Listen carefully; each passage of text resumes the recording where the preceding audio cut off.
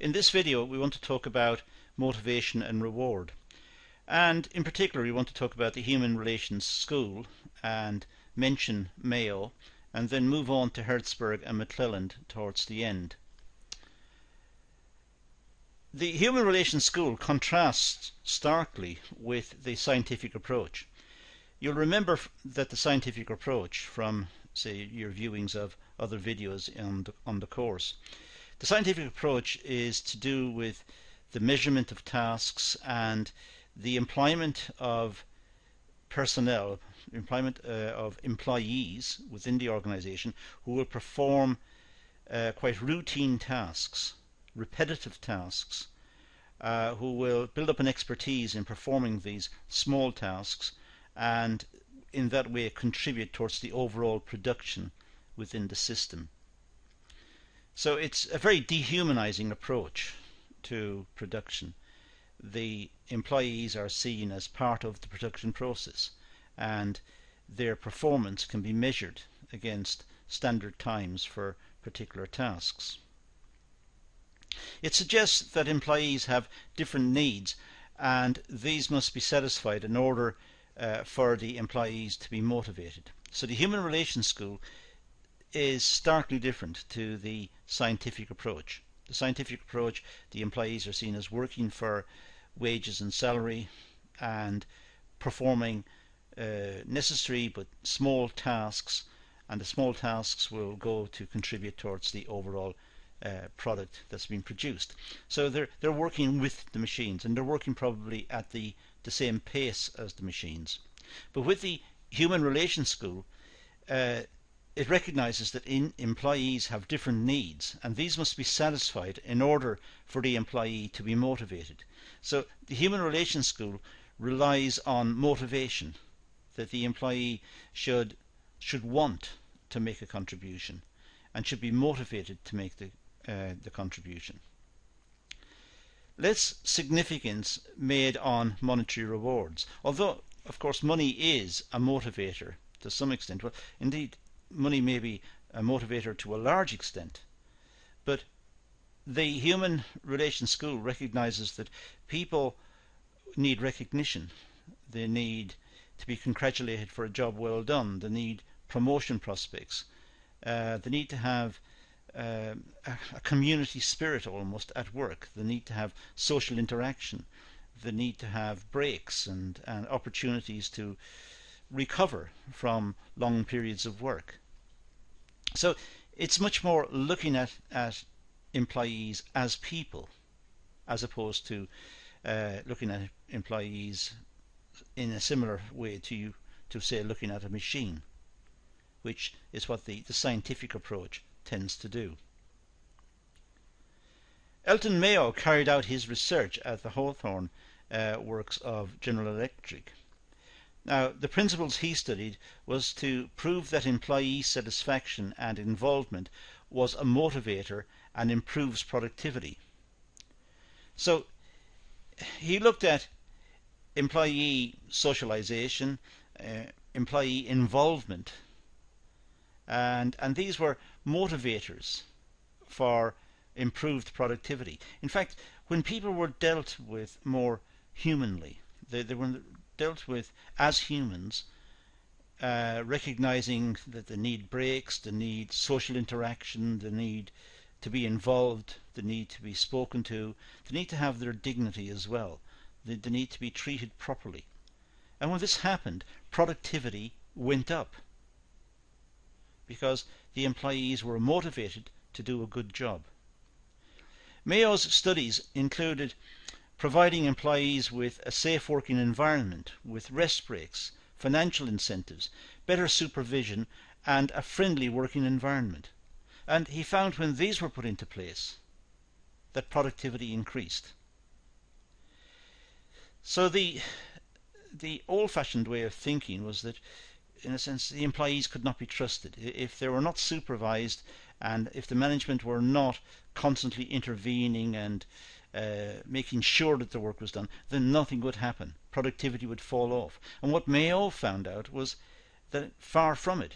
In fact, productivity increased when the employees had a nice, safe working environment with good lighting, good ventilation, when they had rest breaks, when they had proper financial incentives, and when the supervisors were trained to deal with the employees in a civil manner, treat them as in a polite way, treat them as humans, speak to them and understand their concerns.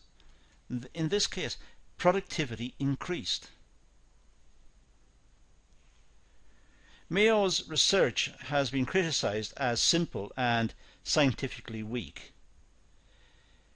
There are so many variables involved in Mayo's work, as we've just seen, having proper breaks, proper supervision, proper ventilation, proper lighting, and so on. There are so many variables, it's very difficult to be scientific about it.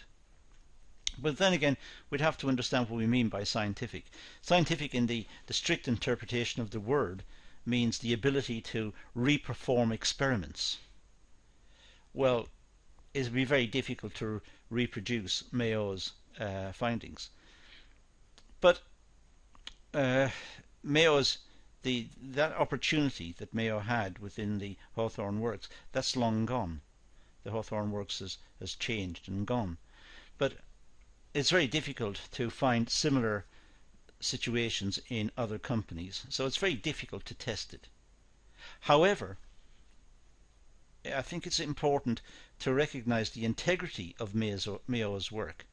He did find an increase in productivity, and that seems to fly in the face of the mistrust that management seemed to have before this. Management seemed to believe that the employees would not apply themselves, they would not be diligent, that productivity would fall off if they were not constantly supervised and constantly pushed along.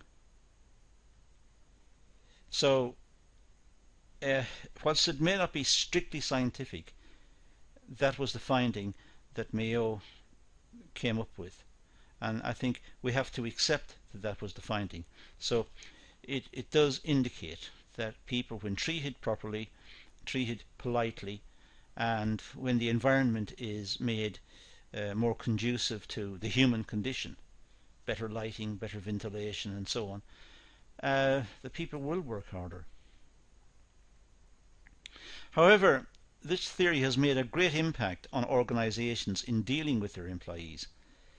Virtually every organization now is aware of the need to treat the employees properly, to have health and safety at work, and this of course may be now imposed on organizations through a legal framework. But it's important to have health and safety, it's important to have social interaction, it's important to have breaks and give the employees the opportunity to have breaks.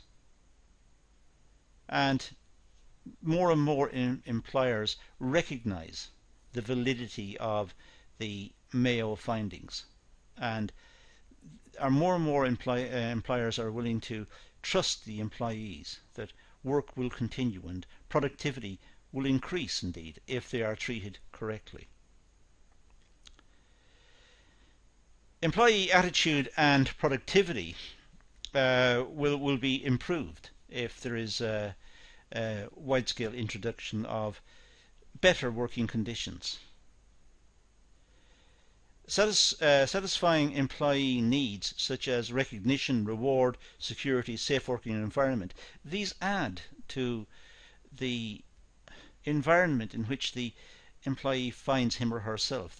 They add to the environment in a positive way. The employee likes the environment. They are getting recognition for their work. They're being recognized for performing well and performing with good quality and efficiently. So they're getting a good reward and they feel secure in their employment. And the company is responding by making the environment for them safer and more pleasant.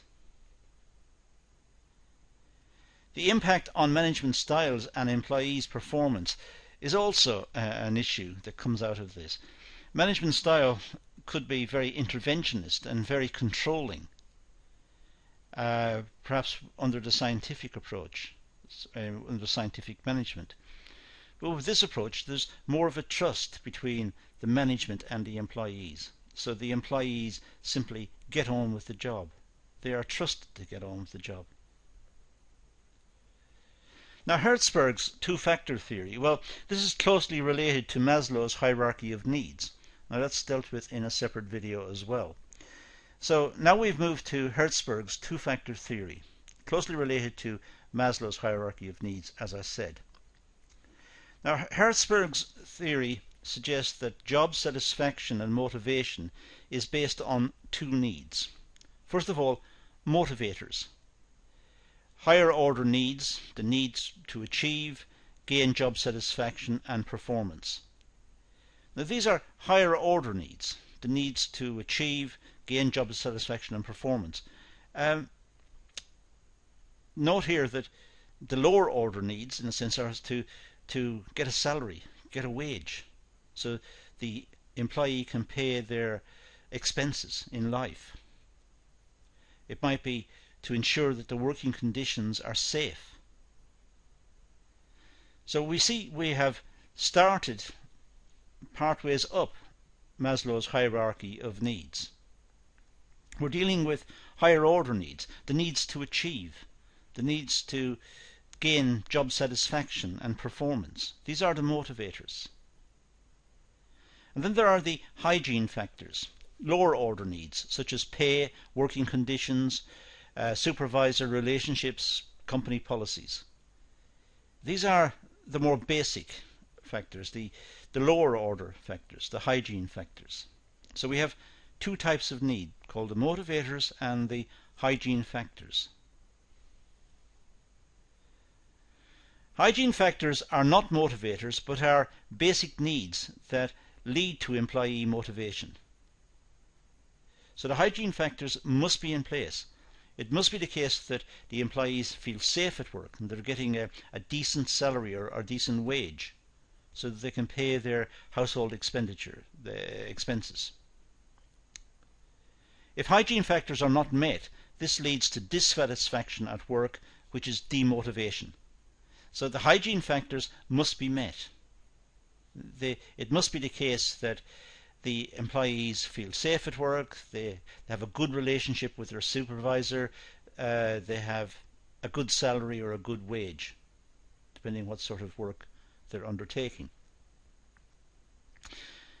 If motivation factors are not met, this results in demotivation at work. So if motivation factors are not met, this leads to demotivation at work. And we have very similar if the hygiene factors are not met. According to McClelland, there are three motivators that determine employees' motivation and success. The need for achievement, that's one type of motivator. The need for affiliation, and the need for power.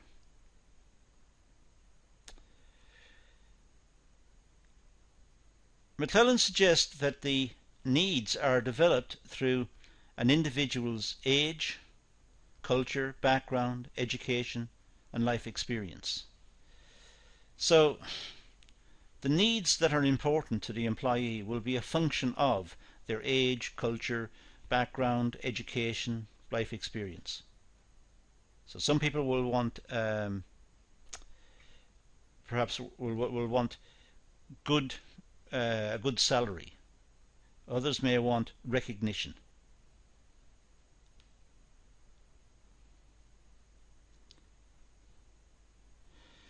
So in other words, these needs are learned through social interaction rather than inherited. So clearly it's important that the employee have opportunities for social interaction. They should be given the opportunities to talk to their colleagues and also to form a working relationship with the supervisor so that they know what the supervisor expects and they also know the culture of the organization. All individuals acquire the three needs. However, only one is dominant. So According to McClelland, all individuals acquire the three needs, but only one of them is dominant. The managers are able to effectively motivate their employees if they can identify which need is most dominant in each individual. So the three needs are ever present in individuals at work, but one of the needs dominant, and it's the job of the managers to try to identify which of the needs is dominant in each person. Managers can then develop tasks which can enhance an employee motivation to succeed. So the managers can move around the employees because they know which of the needs are dominant. They're able to deploy the workforce more efficiently because they know what's motivating the employees. Individuals who acquire this need like to take on calculated risks in order to excel and achieve their goals. So the need for achievement is one that drives individuals to take calculated risks. They want to achieve, they want to assert themselves, and they want to show that they can achieve certain things, certain tasks. And they want to excel at this, and they want to be able to show what they're capable of doing. These individuals like to set themselves goals that are challenging, exciting, but also realistic. They must be able to achieve the goals. They can't set unrealistic goals. So they like a challenge, and they like to be working in an exciting environment, one where there's change, and it gives them an opportunity to excel and prove themselves. They like that sort of environment. They like to work alone or with other achievers. So they prefer to work alone, for example, than work with people who are not achievers. But if they're working with a group of others who are similar minded, they can spark each other off. They can even try to reach more achievements. They can try to do more because they want to prove to the others that they are as good or even better than them. So it's quite competitive if it's in a group. But otherwise they tend to like to work alone. They like to prove it to themselves that they can do this particular task. Achievers need regular feedback, as this is the only means of which they can assess their progress. They assess their progress through feedback. They want an inspector or a supervisor to examine their work and examine their performance and give them feedback. And based on the feedback, they will then go about trying to achieve more, trying to correct problems and issues and make adjustments and try to achieve more. Money is a type of motivator as it allows achievers to analyze their success. Pay determines the level of achievement. So it could be that the feedback is not in terms of an appraisal by a manager, but it could be in terms of bonuses earned. And they feel that the bonus is a signal that they have done a good job, that they have achieved what they set out to achieve. They do not need to be constantly praised in order to keep them motivated. So it doesn't require a lot of management effort. It just requires identifying that this is the sort of person they are and giving them the opportunity to then work in an area where they can demonstrate this achievement to themselves. It's a piece of analysis that they can conduct within their own mind. They can self-appraise. They can look at their efforts, look at their output, and feel pleased or feel discontented with their effort, as the case may be. So they don't have to have constant praise from the management. They're capable of giving themselves the praise within their own minds. They look at their work and they self-appraise. The need for affiliation, well, this type of need, individuals are more concerned about being liked and accepted. This type of individual wants to be a part of a group They want to be accepted as part of a group. They form informal relationships within organizations. If the organization doesn't have group work, this type of person will try to form informal relationships with other workers. They want to be accepted. They want others to accept them and respect them. They want to mix with others. They're very sociable. They like to work in a team and prefer more cooperative environments. So by and large, these are team workers. They like to work in a team and talk to their colleagues and problem solve, but also aim to get the job done through teamwork, where there is an opportunity also for some sort of interaction. They like mixing with people. These individuals work best as customer service environment or team players. They like contact with other humans, so they have this need to affiliate. Now, the need for power. Well, this type of need is associated with individuals who like to take control and lead others. They can become argumentative and have the ability to influence people. They tend to have very strong personalities. They tend to assert themselves quite forcibly in situations. They've got strong opinions and they want to be heard. So they have a need for power. They have a need to gain the respect of others, and preferably the respect of others through the exercise of power. Such individuals are suited in leadership roles as they like to be dominating and competitive. So by and large, they like to be leaders. Now, McClelland's human motivation theory. In order for managers to help motivate individuals, they must give appropriate tasks suited to each individual and their needs.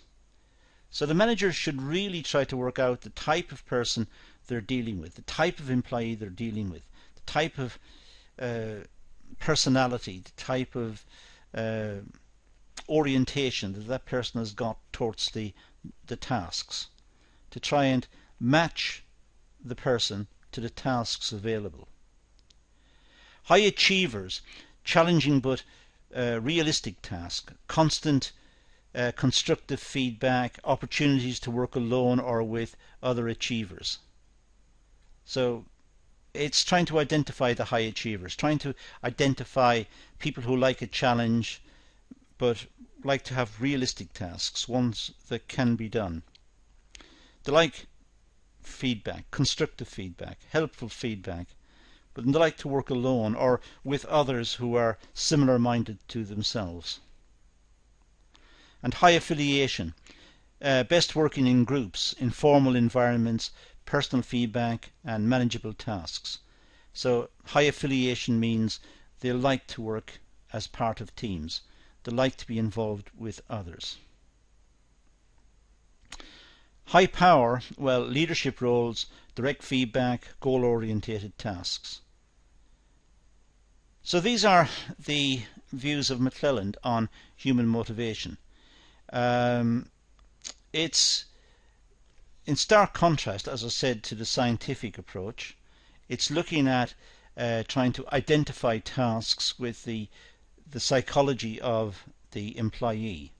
Is the employee a particular type? Does the employee like to work as a member of a team? Does the employee want to have power? Does the employee want to achieve? So it's trying to identify what sort of person the employee is, and then matching the employee to one of the tasks available, which will enable the employee to function better. So with the Mayo experiment, it was trying to move management thinking away from extreme interventionism and control, and using the employees as a means of production only, not treating them as humans, not treating them as people with particular desires or requirements. But when Mayo changed the working practices within the organization, then productivity increased, because as humans they were able to show more diligence and more flexibility, and they had better motivation to work, there's better attendance at work, and they applied themselves more directly to the tasks involved. It's as if they respected the organization for making the changes, and as a consequence tried to facilitate the requirements of the organization by increasing output. So the human relations school is different to the scientific management school, and the human relations school is made up from different parts, from Mayo, Herzberg, McClelland, and indeed there are many contributions, other contributions that we could take into account. But that's all we're going to deal with in this session, so we're going to leave it at that and say thank you for watching.